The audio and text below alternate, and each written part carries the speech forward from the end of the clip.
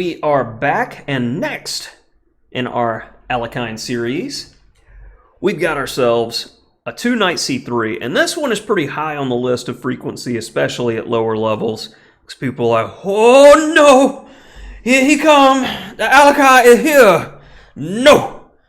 Okay, we'll be that way. I mean, there are so many good options for black here, it kind of hurts. I mean, if you like king pawn systems, play e5.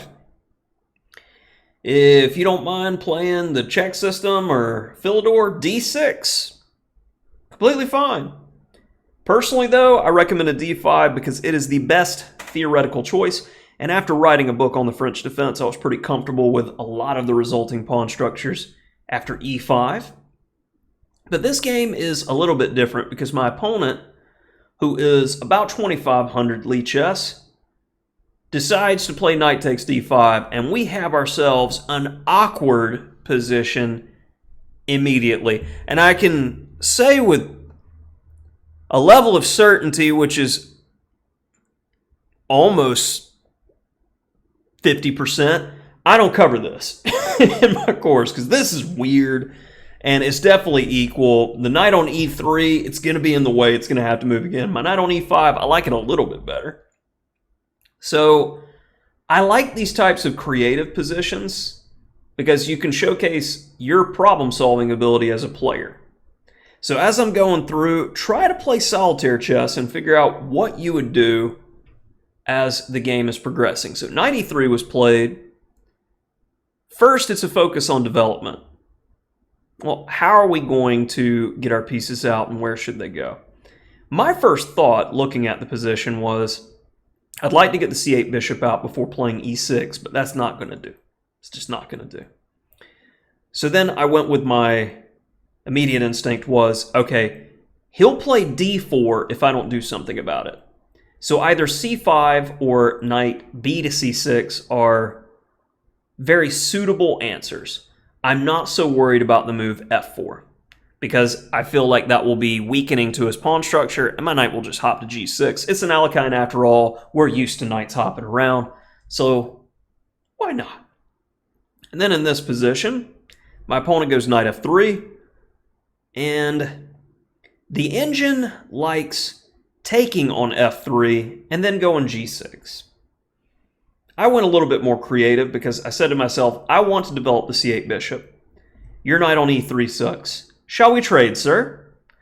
And he goes, no, I think I'll play d4. Okay. It would be a good opportunity for black to play e5. This could pretty well fix the majority of problems in the position. As h3, takes, takes, takes, takes, takes, takes, takes, takes, and we got a symmetrical pawn structure and not a lot to play for. Now, if I'm in a norm tournament and I'm playing a stronger player and I see this line, I'm going for it. But in a blitz game, I want to keep complications to try to outplay my opponent. So, I take, and then having the French background that I do, instead of, I don't know, fixing my bishop with a reasonable move like bishop f5 or bishop g4, I'm worried about the d-pawn push, so I get me a worse position. Real bad one, real bad one. So not fun so far. So how can we play out of this mess? We got to fix our lives. We don't have a c-pawn break, and I have effectively worked myself into a worse position. Well, my opponent goes bishop b5. Can we allow him to take on c6? We can allow it, but are we going to have fun in the endgame? No, even with the bishop pair. So let's go ahead and say, you want to fix it? No? Do you want to fix it? I would love if you take. That would be very helpful. I'd appreciate it. No? I understand. Where's the best place for the f8 bishop to develop? e7, d6, or b4?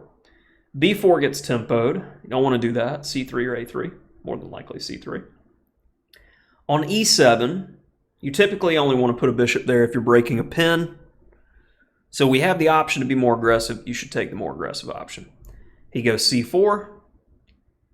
And I'm looking at the position and I go, all right, I could castle, which is probably reasonable. But I'm going to play h6 first, just because I like wasting a move for no reason.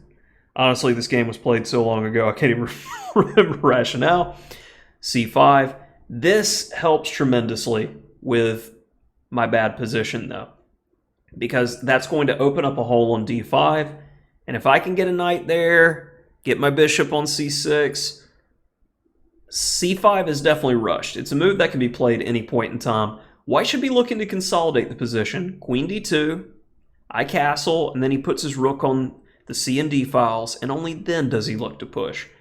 Or he can even prepare more with b4.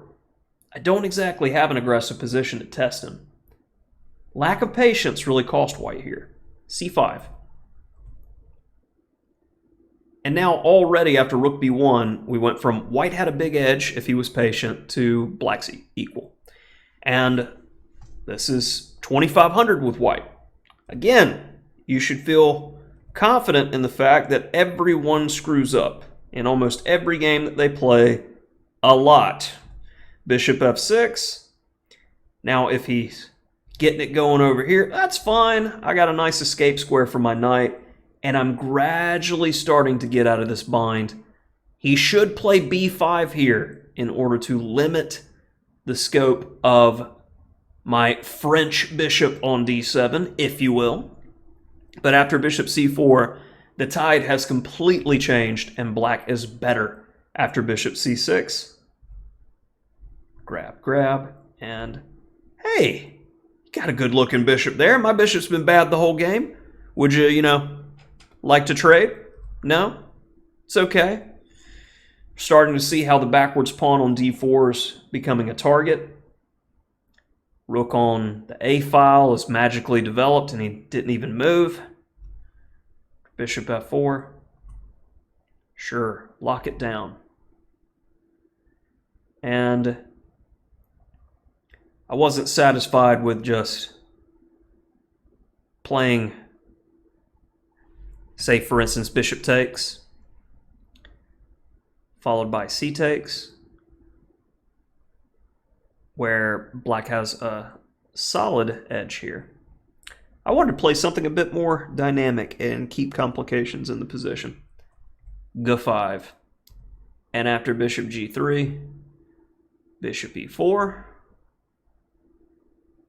And now, liquidation time. I'm hoping for f or h takes, because bishop takes is going to win a piece. But no matter how we sliced it, we're in a winning position here.